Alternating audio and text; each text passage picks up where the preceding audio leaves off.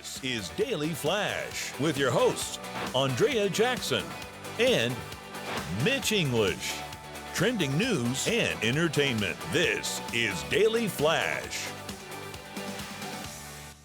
Hi everyone, I'm Andrea Jackson. And I'm Matt Doolittle. This is Daily Flash, your source for trending news and entertainment. Mitch English will be back later this week. I'm sorry, kids. He's attending the Penguin Conference in San Diego. Oh. And you may ask, what's a Penguin Conference? It's where a bunch of people dress up as penguins and hang out with each other. Okay. So, I mean, Mitch, to each his own. I don't know. It's his thing. Well, there is a SeaWorld in San Diego, so that's appropriate. Yeah, so he can go hang out there and go roam around. I mean, he used to live there, so he's going to see all his old penguin buddies. I know you guys are getting ready for a trip to Las Vegas. Yes. Okay, January. so, and you know the Super Bowl is in Las Vegas. Yes. This coming year, 2024.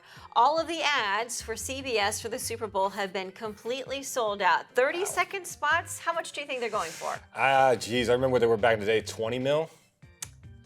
No, 7 million. 7 mil now. 7 million for a 30-second spot. Wow. They were 4 million back in 2015. That's just for a reference. I was trying to think when they were 20. It must have been like a minute-long one. I'm not sure what you're spending $20 million on.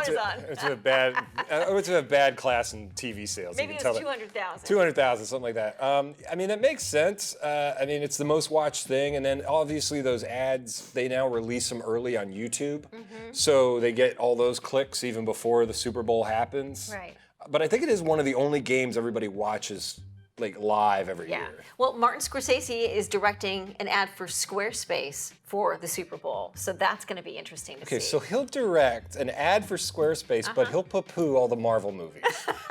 Well, you'll have to take that up with him. Yeah, but I would like to if he would like to have lunch with me. But okay, I mean the Super Bowl ads are the last few years. None of them have really hit that hard. No, they've been a little bit dull, but they're expecting the last Super Bowl got an audience of about 113 million. They're expecting even more for the Las Vegas one because it's in Las Vegas. And all the stars are going to show up. Yeah. That arena out there, I've heard, is amazing. Yeah. And I mean, it's going to be a big fanfare. But a lot of it determines on the teams. We just saw the lowest rated World Series in history because it was two teams in small markets that no one cared about. But I don't know. I think the Rangers people care about. The Astros, some people care about. But it was the lowest rated. But I mean, this year, especially if we get Taylor Swift in the stands, that'll we'll have change that. the game. A Sure. quick-thinking forklift operator stopped a car thief in mid-air. Take a look at this body cam footage from the Akron Police Department. It shows an SUV suspended about 20 feet off the ground.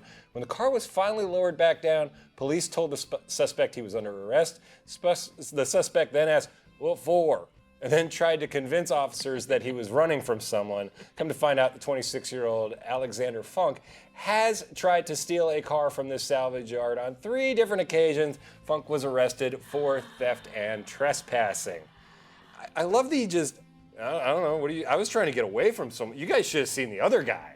He was crazy, man. I've got to give him points for creativity. At least he's trying to get out of it. I mean, at that point, you at least got to try to make the cops laugh so they don't just really get mad at you. Exactly. So I think that's kind of the route he was going, but I mean, that's It's a like good way. instant justice. Don't you wish like sometimes that would happen more often than not? I watch those karma videos on YouTube all the time. It's like instant karma, like car accidents and stuff. Oh, goodness gracious. Well, check this out. A set of twins were born from embryos frozen 30 years ago, and they have just celebrated their first birthday. Timothy and Lydia Ridgway were born October 31st, 2022, to their adoptive parents. Get this, their mom and dad were just toddlers when the baby's embryos were frozen back in 1992. The embryos were adopted by a couple after their biological parents donated them to the National Center for Embryos. The adoptive parents used IVF to conceive the twins last year. The embryos had been on ice since the early 90s before they were used during the fertility treatment. The 30-year-old one-year-olds have even earned a title from the Guinness World Records as the oldest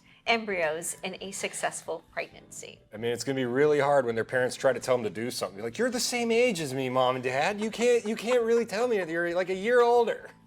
It gives new meaning to, you're not the boss of me. You're not the boss of me. We're the same age. Shut up. It's bizarre, though. Like, I'm fascinated by this story because, you know, here are embryos that have been frozen since the early 90s, and now they are coming into this whole new world. You know, the health ramifications, the scientific research. How they were, the chemicals or the biology that made them up at the time. I mean, but on those vials, do they have a use-by date, like milk? Like, Is there an expiration yeah, is there an expiration date? Like one day over 30 years, it's expired. Yeah, good thing you used it when you did. Yep. You had 24 hours left.